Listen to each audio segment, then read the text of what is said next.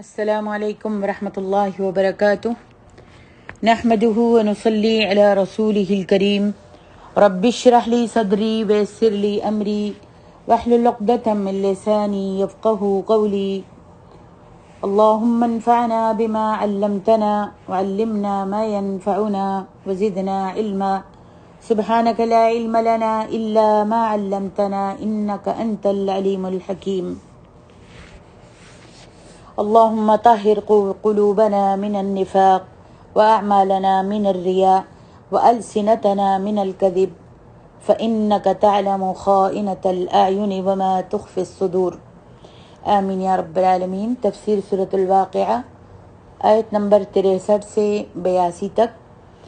اعوذ باللہ من الشیطان الرجیم افرأیتم ما تحرثون أأنتم تزرعونه أم نحن الزارعون لو نشاء لجعلناه حطاما فظلتم تفكهون إنا لمغرمون بل نحن محرومون أفرأيتم الماء الذي تشربون أأنتم أنزلتموه من المزن أم نحن المنزلون لو نشاء جعلناه أجاجا فلولا تشكرون أفرأيتم النار التي تورون أأنتم أنشأتم شجرتها أم نحن المنشئون نحن جعلناها تذكرة ومتاعا للمقوين فسبح باسم ربک العظیم۔ ارشاد باری تعالیٰ ہے افرأیتم ما تحرثون، بھلا دیکھو جو کچھ تم بوتے ہو۔ اس سے مراد زمین میں ہل چلانا ہے، اسے کاش کے قابل بنانا اور اس میں بیج ڈالنا ہے۔ اانتم تزرعونہ، کیا تم اسے زمین سے اگاتے ہو؟ ام نحن الزارعون، یا ہم اگاتے ہیں، ہم ہی اسے اپنی جگہ پر رکھتے اور زمین میں اسے اگاتے ہیں۔ ابو ہریرہ کی روایت ہے، کہتے ہیں کہ نبی علیہ الصلاۃ والسلام نے فرمایا لا تقولن زرعت ولکن قل حرست، تم یہ نہ کہو کہ میں نے اگایا ہے، بلکہ یہ کہو کہ میں نے کاشت کیا ہے، میں نے بیج بویا ہے۔ ابو ہریرہ رضی اللہ عنہ نے کہا، کیا تم نے یہ ارشاد باری تعالیٰ نہیں سنا؟ افرأیتم ما تحرثون اانتم تزرعونہ ام نحن الزارعون، تمہارا کام تو صرف زمین میں بیج ڈالنا ہے، پھر اس کے بعد زمین کی تاریکیوں میں اس بیج پر جو تخلیقی مراحل آتے ہیں یا جو تغیرات واقع ہوتے ہیں، تبدیلیاں ہوتی ہیں، ان کا نہ تمہیں علم ہے اور نہ ان میں کچھ تمہارا عمل دخل ہے۔ دانے سے نازک سی کونپل کیسے بنتی ہے، پھر اس نازک سی کونپل میں اتنا زور کہاں سے آتا ہے کہ وہ زمین کو پھاڑ کر باہر نکل آتی ہے۔ بیج بے جان اور مردہ تھا، اس سے جاندار نباتات پیدا ہو گئیں جو پھلتی پھولتی اور بڑھتی ہے اور تمہارے لیے رزق کا سامان مہیا کرتی ہے۔ اب دیکھیے لاکھوں کی تعداد میں مردہ بیج زمین کے پیٹ میں دفن کیے جاتے ہیں۔ اللہ اکبر، لاکھوں کی تعداد میں بیج زمین میں دفن کیے جاتے ہیں، پھر اسی زمین کے قبرستان سے وہی مہیا کرتی ہے۔ کون مہیا کرتا ہے؟ وہ اللہ رب العالمین مہیا کرتا ہے۔ اب دیکھیے لاکھوں کی تعداد میں مردہ بیج زمین کے پیٹ میں دفن کیے جاتے ہیں، پھر اسی زمین کے قبرستان سے وہی مردہ بیج جو ہے نئی زندگی اور نئی آن بان سے ہمارے سامنے پیدا ہو جاتا ہے۔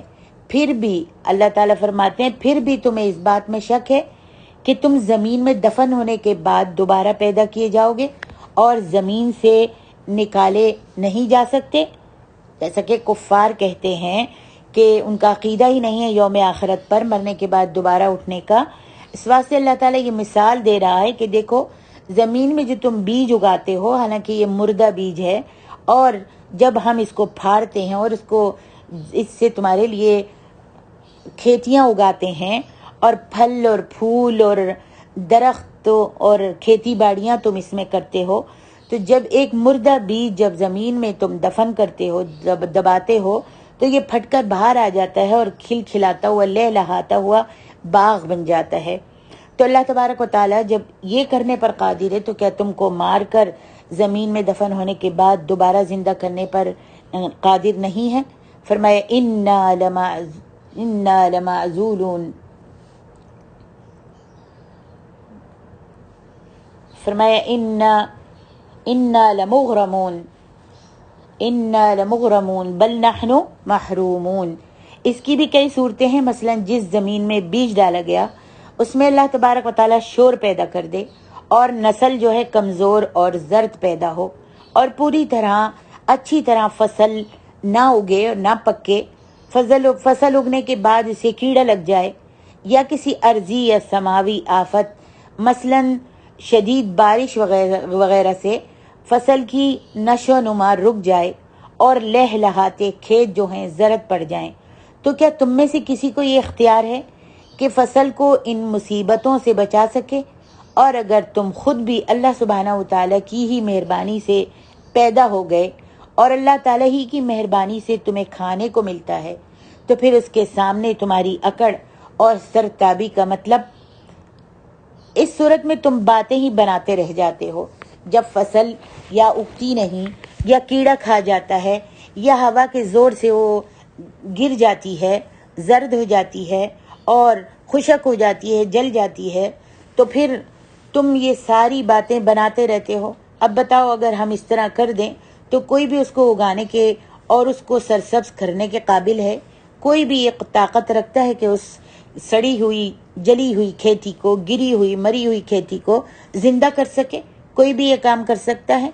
تو اللہ سبحانہ و تعالیٰ فرماتا ہے کہ جب ہم اس طرح کر دیتے ہیں، جل جاتی ہے یا زرد ہو جاتی ہے یا جل جاتی ہے یا سوکھ جاتی ہے، تو انا لمغرمون، پھر تم باتیں بنانے لگتے ہو کہ ہمارا تو بیج بھی ضائع ہو گیا اور ہماری تو محنت بھی ضائع ہو گئی اور آئندہ کھانے کو بھی کچھ نہیں ملا، ہم تو مارے گئے۔ انا لمغرمون بل نحن محرومون، ہم تو مفت کے تاوان میں پھنس گئے، ہم ہیں ہی بد نصیب۔ ایسی ایسی باتیں کرتے ہو۔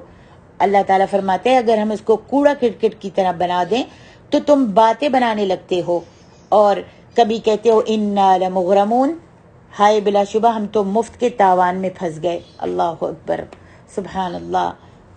بل نحن محرومون، یا پھر کہتے ہو کہ ہم تو محروم ہی کر دیے گئے۔ فضلتم تفکہون کے معنی یہ ہیں کہ تم ایک دوسرے کو ملامت کرنا شروع کر دیتے ہو اور تم ندامت کا اظہار کرنے لگتے ہو، یا پھر تم ندامت کا اظہار کرنے لگتے ہو، لیکن یہ نہیں سمجھتے کہ اس کو کس نے جلا دیا اور کس نے اس کو سکھا دیا اور یہ کھیتی کیسے مر گئی۔ تو اپنے آپ کو بجائے نادم ہونے کے اور اپنے غلطیوں کو دیکھنے کے، اپنے گناہوں کی طرف رغبت کرنے کے کہ ہم نے گناہ کیے تھے، ہمارے گناہ کی وجہ سے ایسے ہو گیا، تو اللہ کی طرف رجوع کرنے کے بجائے تم ایسی الٹی سیدھی باتیں کرنے لگتے ہو۔ پھر بھی تم کو یہ بات نصیب نہیں ہوتی کہ تم اللہ کی طرف رجوع کرو اور اسے اللہ کی طرف سے ایک تنبیہ، ایک عذاب، ایک ڈانٹ سمجھو۔ اللہ اکبر۔ آگے ارشاد ربانی ہے أأنتم أفرأيتم الماء الذي تشربون أأنتم أنزلتموه من المزن أم نحن المنزلون لو نشاء جعلناه أجاجا فلولا تشكرون۔ یہ ایک اور اللہ تعالیٰ کی قدرت کا کرشمہ ہے۔ سمندر کی سطح سے سورج کی حرارت کی وجہ سے آبی بخارات اٹھتے ہیں، یہی بخارات بعد میں بادلوں کی شکل اختیار کر کے بارش کی صورت میں برستے ہیں۔ سمندر کا پانی جس سے بخارات اٹھتے ہیں سخت کھاری اور سینہ جلانے والا ہوتا ہے، مگر جو بارش برستی ہے سبحان اللہ، اس میں کھاری پن نام کو نہیں ہوتا، میٹھا پانی ہوتا ہے بارش کا۔ حالانکہ جن جڑی بوٹیوں یا دواؤں کا ہم اسی طرح عرق وغیرہ کرتے ہیں، بناتے ہیں، ان میں ذائقہ بھی منتقل ہو جاتا ہے اور بو بھی۔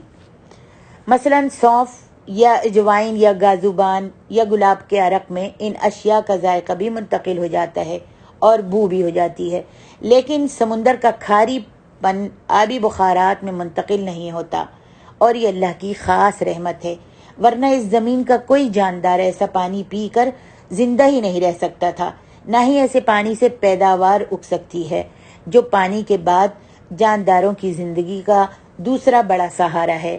اللہ اکبر۔ اللہ تعالیٰ فرماتے ہیں افرأیتم الماء الذی تشربون اانتم انزلتموہ من المزن ام نحن المنزلون، پھر بلا دیکھو تو جو پانی تم پیتے ہو کیا تم نے اس کو بادل سے نازل کیا ہے؟ مزن کے معنی بادل کے ہیں، جیسا کہ ابن عباس رضی اللہ عنہما کی تفسیر میں ہے، ام نحن المنزلون، یا ہم نازل کرتے ہیں، ہم ہی اسے اتارنے والے ہیں، لو نشاء جعلناہ، اگر ہم چاہیں تو اس کو کھارا کر دیں، اجاج کے معنی کھاری اور کڑوے کے ہیں، جو نہ پینے کے قابل ہو اور نہ ہی کھیتی باڑی میں ڈالنے کے قابل ہو، فلولا تشکرون، پھر تم شکر کیوں نہیں کرتے؟ اللہ تعالیٰ کی اس نعمت کا شکر ادا کیوں نہیں کرتے کہ اس نے تمہارے لیے بارش کا صاف و شفاف ٹھنڈا میٹھا پانی نازل فرمایا ہے۔ اللہ اکبر، سبحان اللہ۔ اللہ تعالیٰ سورۃ النحل میں بھی فرماتے ہیں لَكُمْ فِي مِنْهُ شَرَابٌ وَمِنْهُ شَجَرٌ فِيهِ تُسِيمُونَ يُنْبِتُ لَكُمْ بِهِ الزَّرْعَ وَالزَّيْتُونَ وَالنَّخِيلَ وَالْأَعْنَابَ وَمِنْ كُلِّ الثَّمَرَاتِ، جس سے تم پیتے ہو اور اس سے درخت بھی شاداب ہوتے ہیں، جن میں تم اپنے چار پایوں کو چراتے ہو، اسی پانی سے وہ تمہارے لیے کھیتی، زیتون، کھجور، انگور اور بے شمار درخت اگاتا ہے اور ہر طرح کے پھل پیدا کرتا ہے۔ اللہ اکبر۔ غور کرنے والوں کے لیے یقیناً اس میں اللہ کی قدرت کی بڑی نشانیاں ہیں۔ آگے ارشاد ربانی ہے افرأیتم النار التی تورون، پھر بھلا دیکھو تو جو آگ تم درخت سے جلاتے ہو، جسے تم چقماق سے نکالتے ہو، اانتم انشأتم شجرتها ام نحن المنشئون، کیا تم نے اس کے درخت کو پیدا کیا ہے یا ہم پیدا کرتے ہیں؟ ہم ہی نے اسے اس کی جگہ پر رکھا ہوا ہے۔ مرخ اور عفار عربوں کے دو درخت ہیں، جو ان کی دو سبز ٹہنیوں کو ایک دوسرے کے ساتھ رگڑا جائے، جب ان کی دو سبز ٹہنیوں کو ایک دوسرے کے ساتھ رگڑا جائے تو اس سے آگ کے شرارے نکلنے لگتے ہیں۔ اللہ اکبر۔ اللہ سبحانہ و تعالی یہاں پر ارشاد فرماتے ہیں، یہ تیسری نعمت اللہ تعالیٰ یاد دلا رہے ہیں۔ سب سے پہلی کھیتی باڑی، پھر دوسری پانی، میٹھا پانی، اور اب یہ تیسری ہے نعمت۔ اللہ تعالیٰ نے یہ بتایا کہ تم آگ جو جلاتے ہو، آگ جلانا اور اس سے استفادہ کرنا صرف انسان کا کام ہے، دوسری کوئی بھی جاندار مخلوق یہ کام نہیں کرتی۔ جانور، نباتات وغیرہ اسی حال میں کھاتے ہیں جس حال میں یہ زمین سے نکلتی یا دستیاب ہوتی ہے، جبکہ انسان جو ہے تمام سبزیاں، غلے اور گوشت وغیرہ آگ پر پکا کر کھاتے ہیں۔ پھر آگ سے ہی انسان نے کئی قسم کی دھاتیں ڈھال کر اپنے استعمال میں لانا شروع کر دیں، پھر مشینریاں بنائیں۔ اگرچہ آج کل آگ تیل، پٹرول اور گیس وغیرہ سے بھی حاصل کی جا رہی ہے، مگر آج سے صرف 2 صدی پہلے تک آگ حاصل کرنے کا ذریعہ صرف درخت اور ایندھن تھا۔ بعض درخت ایسے ہیں جن کو ایک دوسرے پر رگڑنے سے آگ حاصل ہو جاتی ہے، اور بعض درختوں کا تیل ایندھن کا کام دیتا ہے، اور ہر قسم کے درخت اور پودے، گھاس وغیرہ خشک ہو کر آگ حاصل کرنے کا ذریعہ بنتے ہیں۔ درختوں سے ہی کوئلہ اور پھر معدنی یا پتھری کوئلہ بھی بنتا ہے۔ گویا آج کے دور میں بھی آگ کے حصول کا سب سے بڑا ذریعہ یہ درخت وغیرہ ہی ہیں، اور درختوں کو پیدا کرنے اور نشو و نما دینے والی صرف اللہ سبحانہ و تعالیٰ کی ذات ہے، جس میں دوسرے کسی کام کا کوئی عمل دخل نہیں ہوتا۔ اگر انسان سمجھے تو درختوں کی پیدائش بھی فی الحقیقت اس پر اللہ تبارک و تعالیٰ کا انسان پر بہت بڑا احسان ہے۔ اللہ اکبر۔ آگے ارشاد ربانی ہے نحن جعلناها تذکرۃ ومتاعا للمقوین فسبح باسم ربک العظیم۔ سبحان اللہ۔ اللہ تعالیٰ فرماتا ہے نحن جعلناها تذکرۃ، ہم نے اسے یاد دلانے کو بنایا ہے، یاد رکھنے کو بنایا ہے، یاد کرنے کو بنایا ہے، کہ یہ مجاہد اور قتادہ کہتے ہیں کہ یہ اس لیے کہ یہ بڑی آگ یاد دلاتے ہیں۔ اللہ اکبر۔ یہ چھوٹی آگ ہے دنیا کی، اور یہ آگ جو ہے بڑی آگ یاد دلاتا ہے۔ قتادہ کہتے ہیں کہ ہم سے یہ حدیث ذکر کی گئی کہ نبی صلی اللہ علیہ وسلم نے فرمایا نارکم ہذہ التی توقدون جزء من 70 جزءا من نار جہنم، لوگوں یہ آگ جسے تم جلاتے ہو یہ آتش دوزخ کے 70 اجزاء میں سے ایک جز ہے۔ صحابہ نے عرض کی، ہے اللہ کے رسول صلی اللہ علیہ وسلم یہ بھی کافی ہے؟ آپ نے فرمایا قد ضربت بالماء ضربتین او مرتین لیستنفع بها بنو آدم یدنو منها، اسے 2 بار پانی کے ساتھ دھویا گیا تاکہ بنو آدم اس سے فائدہ اٹھا سکیں اور اس کے قریب بیٹھ سکیں۔ یعنی یہ آگ جہنم سے لی گئی تھی اور اس کو دنیا میں لا کر 2 مرتبہ پانی سے دھویا گیا، دنیا میں یا آسمانوں پہ 2 مرتبہ پانی سے دھویا گیا تاکہ اس کی تپش جو ہے کم ہو جائے۔ امام قتادہ نے جو مرسل حدیث بیان کی ہے، اسے امام احمد نے اپنی مسند میں ابو ہریرہ سے مرفوع بھی روایت کیا ہے کہ نبی صلی اللہ علیہ وسلم نے فرمایا ان نارکم هذه جزء من 70 جزءا من نار جہنم وضربت بالبحر مرتين ولولا ذلك ما جعل الله فيها منفعة لأحد، بلا شبہ تمہاری یہ آگ آتش دوزخ کے 70 اجزاء میں سے ایک جز ہے جسے سمندر میں 2 بار ڈبویا گیا۔ اگر ایسا نہ ہوتا تو اس میں اللہ تعالیٰ کسی کے لیے بھی کوئی منفعت نہ رکھتا۔ علماء تفسیر کہتے ہیں کہ یہ آگ اگر ویسی کی ویسی ہی زمین پر اتار دی جاتی جیسے کہ جہنم میں ہے اور اس کو کم نہ کیا جاتا، اس کو پانی میں 2 مرتبہ دھویا نہ جاتا، تو یہ آگ پر کوئی بھی دنیا میں انسان فائدہ نہیں اٹھا سکتا تھا۔ تم بڑے سے بڑا دیگچہ بھی رکھتے تو وہ دیگچہ ہی جل کر کوئلہ ہو جاتا اور راکھ ہو جاتا۔ اللہم احفظنا، اللہم اجرنا من النار، اللہم اجرنا من النار۔ اللہ اکبر۔ نبی علیہ الصلوۃ والسلام فرماتے ہیں انہا فضلت علیہا ب69 جزءا، ہاں اسے اس آگ پر 69 گنا فضیلت حاصل ہے۔ اللہ اکبر۔ ارشاد باری تعالیٰ ہے وَمَتَاعًا لِّلْمُقْوِينَ، اور مسافروں کے لیے اس میں فائدہ ہے۔ ابن عباس رضی اللہ عنہما کا قول ہے کہ مقوین کے معنی مسافروں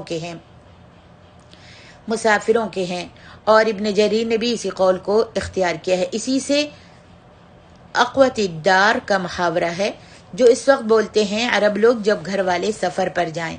عبد الرحمن بن زید بن اسلم کا قول ہے کہ المقوا کا لفظ یہاں بھوکے کے معنی میں ہے، کہ یہ لیس بن ابو سلیم نے مجاہد سے روایت کی کہ یہ حاضر اور مسافر کے فائدے کے لیے ہے، کیونکہ ہر ایک کا کھانا آگ ہی سے پکتا ہے۔ مجاہد سے روایت ہے کہ اس سے مراد فائدہ اٹھانے والے سب لوگ ہیں۔ اکرمہ سے بھی یہی مذکور ہے، اور یہ تفسیر دوسروں کی تفسیر کی نسبت زیادہ عام ہے، کیونکہ مقیم، مسافر، غنی اور فقیر سب کھانا پکانے، تاپنے، روشنی حاصل کرنے اور دیگر مقاصد کے لیے آگ کے ضرورت مند ہیں۔ پھر اللہ سبحانہ وتعالیٰ نے اپنے خاص لطف و کرم سے اسے پتھروں اور خالص لوہے میں رکھا کہ مسافر اسے اپنے سامان اور اپنے کپڑوں میں بھی رکھ لیتا ہے، اور جب اسے آگ کی ضرورت ہوتی ہے تو وہ چکماک نکال کر اسے رگڑ کر آگ جلا لیتا ہے اور اس سے کھانا پکاتا ہے، اس سے سکائی دیتا ہے، تاپتا ہے اور اس کے ساتھ بھونتا ہے اور دیگر فوائد حاصل کرتا ہے۔ اگرچہ آگ سب لوگوں کے فائدے کے لیے ہے، مگر مسافروں کا یہاں بطور خاص ذکر کیا گیا ہے۔ ارشاد ربانی ہے فسبح بسم ربک العظیم، تو آپ اپنے بڑے پروردگار کے نام کی تسبیح کیجئے، یعنی اس عظیم الشان ذات پاک کی تسبیح کیجئے جس نے اپنے قدرت کے ساتھ مختلف اور متضاد اشیاء کو پیدا فرمایا۔ شیریں، میٹھا، ٹھنڈا، صاف شفاف پانی، اگر وہ چاہتا تو اس کو کھاری اور کڑوا بنا دیتا۔ جس طرح کئی بڑے بڑے سمندر ہیں، اس طرح اس نے جلانے والی آگ پیدا فرمائی، اس میں بندوں کی بہت سی مصلحتیں رکھ دیں اور اسے دنیا کی زندگی کے لیے باعث منفعت اور آخرت کے لیے ڈانٹ ڈپٹ بنا دیا ہے، ڈرنے کے لیے ڈانٹ ڈپٹ بنا دیا ہے۔ اللہ اکبر۔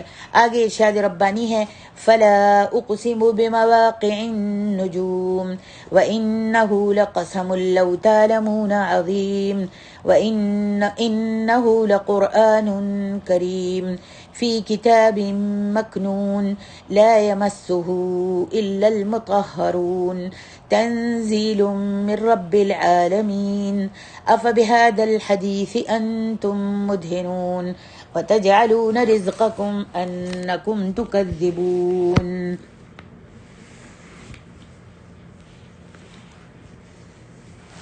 یہاں پہ ارشاد ربانی ہے، فرمایا پس مجھے ستاروں کے گرنے کی منزلوں کی قسم، ستاروں کے گرنے کے ٹھکانوں کی قسم کھاتا ہوں. یا اللہ سبحانہ و تعالی قسم کھاتے ہیں اور اپنی قسم کھاتے ہیں. لا جو ہے یہاں زائد نہیں ہے کہ جس کا کوئی معنی نہ ہو، جیسا کہ بعض مفسرین نے کہا ہے، بلکہ اسے قسم کے آغاز میں اس وقت لایا جاتا ہے جب مقسم بھی منفی پر مبنی ہو، جیسا کہ حضرت عائشہ رضی اللہ عنہ کا قول ہے، لا واللہ ما مست ید رسول اللہ صلی اللہ علیہ وسلم ید امرأت قط. نہیں، اللہ کی قسم، پہلے حضرت عائشہ نے کہا لا یعنی نہیں، اللہ کی قسم نبی علیہ الصلوۃ والسلام کے ہاتھ نے کبھی کسی عورت کے ہاتھ کو نہیں چھوا. اسی طرح یہاں بھی تقدیر کلام اس طرح ہے، لا اقسم بمواقع النجوم، نہیں میں ستاروں کے مقامات کی قسم کھاتا ہوں. یعنی معاملہ اس طرح نہیں جیسا کہ تم نے قرآن مجید کے بارے میں گمان کر رکھا ہے کہ یہ جادو ہے یا کہانت ہے، بلکہ یہ تو عظمت و شان والا قرآن ہے. ابن جریر کہتے ہیں کہ بعض اہل عربیت کا کہنا ہے کہ اس کے معنی یہ ہے کہ بات اس طرح نہیں جس طرح تم کہتے ہو، اور پھر اس کے بعد قسم سے اللہ تبارک و تعالی نئے سرے سے بات کو شروع کرتے ہیں، اور کہا گیا کہ میں قسم کھاتا ہوں، فلا اقسم بمواقع النجوم، مجھے ستاروں کے گرنے کی منزلوں کی قسم.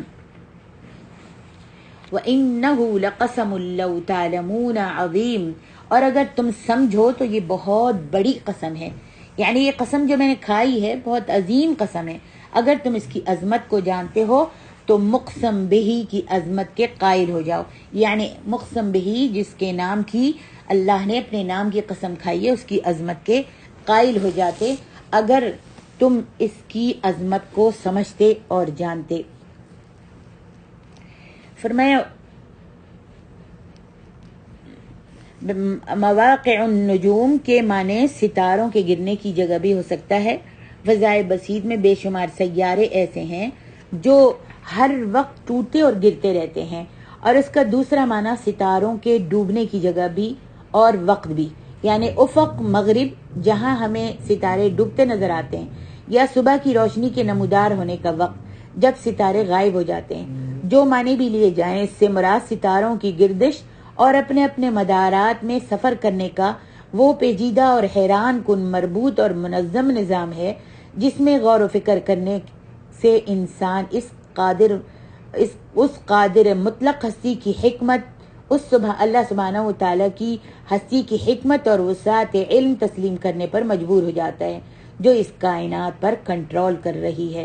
وَإِنَّهُ لَقَسَمٌ لَوْ تَعْلَمُونَ عَظِيمٌ، اتنی بڑی قسم اللہ تعالیٰ نے اس بات پر اٹھائی کہ اس کتاب کے مضامین و مطالب جتنے بھی ہیں اس قرآن کے نہایت بلند اور عرفہ اور اعلیٰ ہیں.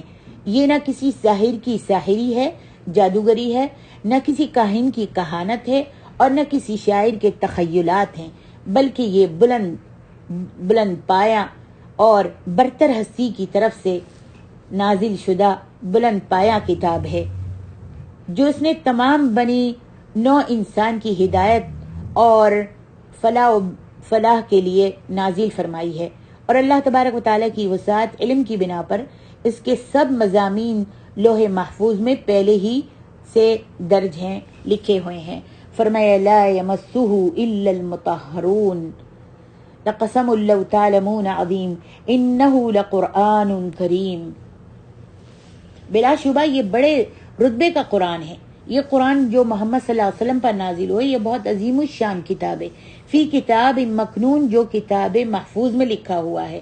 اللہ اکبر، کتاب معظم میں ہے، یعنی ایک معظم محفوظ اور عزت و توقیر والی کتاب میں، عزت و توقیر والی کتاب میں. اس کے کئی معنی ہو سکتے ہیں. कई मतलब हो सकते हैं। एक ये कि पाकीज़ा लोगों से मुराद फरिश्ते हैं। फरमाया ला यमस्सुहु इल्लल मुतahharun, अल्लाहु अकबर, तंजीलुम मिर रब्बिल आलमीन।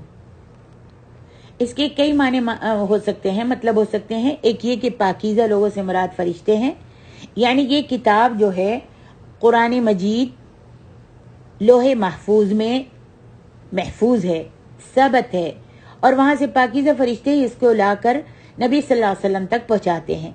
किसी शैतान की वहाँ तक दस्तरस नहीं हो सकती, पहुँच नहीं हो सकती, जो इसे लाकर किसी काहिन के दिल पर नाजिल कर दे।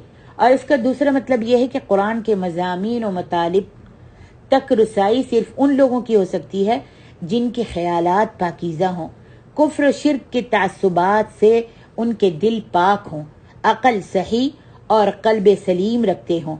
जिन लोगों के ख्यालात ही गंदे हों, कुरान के बुलंद मज़ामीन और मतालिब तक उनकी रसाई नहीं हो सकती। जिनके ख्यालात जो हैं गंदे हों, वो कुरान मजीद के बुलंद मज़ामीन और मतालिब तक नहीं पहुँच सकते, उनकी रसाई नहीं हो सकती। तीसरा मतलब यह है कि कुरान मजीद को सिर्फ पाकीज़ा लोग ही छू सकते हैं या छूना चाहिए। मुशरिक और नापाक लोगों को हाथ नहीं लगाना चाहिए। इसी आयत से बाज़ उलमा ने यह मसला मुस्तंबित किया है कि बेवुज़ू लोगों को कुरान को हाथ नहीं लगाना चाहिए। इस आयत से बहुत से लोगों ने, उलमाओं ने ये मसला मुस्तंबित किया है कि जो बेवुज़ू लोग हैं उनको कुरान को हाथ नहीं लगाना चाहिए। लेकिन राजिह तर बात यही है कि बेवुज़ू भी कुरान को छू सकता है और इससे तिलावत कर सकता है। सिर्फ जनबी और हैज़ और निफास वाली औरत कुरान को नहीं छू सकती जब तक कि पाक ना हो जाए। अलबत्ता हैज़ और निफास वाली औरत ज़बानी कुरान भी पढ़ सकती है, और अगर कहीं पर उस्तादा है तो पढ़ा भी सकती है। वल्लाहु आलम। आगे इरशाद रब्बानी है, अफ़बिहादल हदीस अंतुम मुदहिनून, अफ़बिहादल हदीस अंतुम मुदहिनून, अल्लाहु अकबर। यहाँ इरशाद रब्बानी है, क्या तुम इस कलाम से इनकार करते हो? और इब्न अब्बास रज़ियल्लाहु अन्हुमा कहते हैं कि तुम इसकी तकज़ीब करते हो और तस्दीक नहीं करते। मुदहिनून दोहन बमाने रोगन, तेल, चिकनाई, और अदहना बमाने किसी चीज़ को तेल लगाकर नरम करना। मुदाहनत के कई माने हैं, मसलन किसी बात में लचक पैदा कर लेना, ढीला पड़ना, मुनाफ़क़त का रवैया इख्तियार करना, किसी चीज़ को अपनी संजीदा तवज्जो के काबिल ही न समझना। यानी ए कुफ़ार मक्का, कुरान जैसी बुलंद पाया किताब के बारे में तुम्हारा रवैया ये है कि तुम उसे कुछ अहमियत ही नहीं देते, इस कुरान को। अल्लाह अकबर। कितनी प्यारी अल्लाह सुब्हानहू व तआला ने खोल खोल कर वाज़े आयतें नाजिल फरमा दिए हमारे लिए। अगर अब भी कोई न समझे तो उससे बड़ा बदनसीब कोई नहीं है। फरमाया अफ़बिहादल हदीसी अंतुम मुदहिनून, अल्लाह अकबर। इस इतनी अच्छी, यहाँ पर कुफ़ार मक्का को अल्लाह ताला मुखातिब करता है और कहता है कुरान जैसी बुलंद पाया किताब के बारे में तुम्हारा ये रवैया है कि तुम उसको जादूगरी कहते हो, कहानत कहते हो, और बना हुआ घड़ी हुई किताब कहते हो। तो तुम्हारा इस बुलंद और आज़म किताब के बारे में ये रवैया है कि तुम इसको कुछ अहमियत ही नहीं देते। वतजालून रिज़्क़कुम अन्नकुम तुकज़्ज़िबून। इस आयत के भी कई मतालिब हैं। एक ये कि जिस तरह रोज़ाना खाना खाना तुम्हारा मामूल है, इसी तरह कुरान मजीद को झुटलाना भी तुमने रोज़मर्रा का मामूल बना रखा है। दूसरा ये कि अल्लाह सुब्हानहू व तआला की नेमतों का शुक्र अदा करने के बजाय इसकी कोई और तौजीह तलाश करके अल्लाह की इस नेमत को भी झुटला देना तुम्हारा मामूल बन गया है। चनाचे हज़रत अली रज़ियल्लाहु अन्हु इस आयत की तफसीर मरफूअन रिवायत करते हैं कि नबी अलैहिस्सलातु वस्सलाम ने फरमाया, तुम अपने रिज़्क़ का शुक्र यूँ अदा करते हो कि अल्लाह को झुटलाते हो। जो अल्लाह ताला तुमको आसमान से रिज़्क़ दे रहा है, इसका शुक्र तुम ऐसे अदा करते हो कि अल्लाह को झुटलाते हो और कहते हो कि बारिश जो है हम पर फलां फलां सितारे के सबब से बरसी है। तुम कहते हो कि बारिश जो है کہ تم فلاں فلاں ہم پر ستارے کی وجہ سے برسی ہے. اور یہ قرآن بھی اللہ تعالیٰ کی طرف سے روحانی بارش اور بہت بڑی نعمت ہے، اور تم اس نعمت کی شکر گزاری یوں کرتے ہو کہ اسے جھٹلا دیتے ہو. اور تیسرا مطلب یہ ہے کہ تم یہ سمجھتے ہو کہ قرآن کو مان لینے سے تمہارا رزق بند ہو جائے گا، کعبے کی سرپرستی اور تولیت چھن جائے گی، نظریں نیازیں بند ہو جائیں گی، اور کعبے کی وجہ سے عرب بھر میں جو تمہارا عزت و وقار بنا ہوا ہے سب ختم ہو جائے گا. لہذا تم اپنے رزق اور عز و جاہ کا ثبات اسی بات میں دیکھتے ہو کہ تم قرآن کو جھٹلاتے رہو. اللہ اکبر. امام مالک نے موطا میں روایت کیا ہے کہ نبی علیہ السلام نے حدیبیہ میں ہمیں صبح کی نماز پڑھائی اور اس رات بارش ہوئی تھی. نماز سے فراغت کے بعد آپ لوگوں کی طرف متوجہ ہوئے اور فرمایا کیا تمہیں معلوم ہے کہ تمہارے رب نے کیا فرمایا ہے؟ صحابہ کرام نے عرض کی اللہ تعالیٰ اور اس کا رسول ہی زیادہ بہتر جانتے ہیں. آپ نے جواب دیا کہ اللہ تعالیٰ ارشاد فرماتا ہے میرے بندوں میں سے کچھ میرے ساتھ ایمان رکھنے والے ہو گئے ہیں اور کچھ کفر کرنے والے ہو گئے ہیں. جس نے یہ کہا کہ اللہ تعالیٰ کے فضل اور اس کی رحمت سے بارش ہوتی ہے تو وہ میرے ساتھ ایمان رکھنے والا ہے اور ستارے کے ساتھ کفر کرنے والا ہے. اور جس نے یہ کہا کہ فلاں فلاں ستارے کی وجہ سے بارش ہوتی ہے وہ میرے ساتھ کفر کرنے والا ستارے کے ساتھ ایمان رکھنے والا ہے. اللہ اکبر. تو یہ جس نے کہا کہ ستارے کی وجہ سے بارش ہوئی ہے تو اس نے کفر کیا اور وہ مسلمان نہیں رہا، وہ کافر ہو گیا، اس نے شرک کیا اللہ تبارک و تعالیٰ کے ساتھ. اسے امام بخاری اور مسلم نے روایت کیا ہے.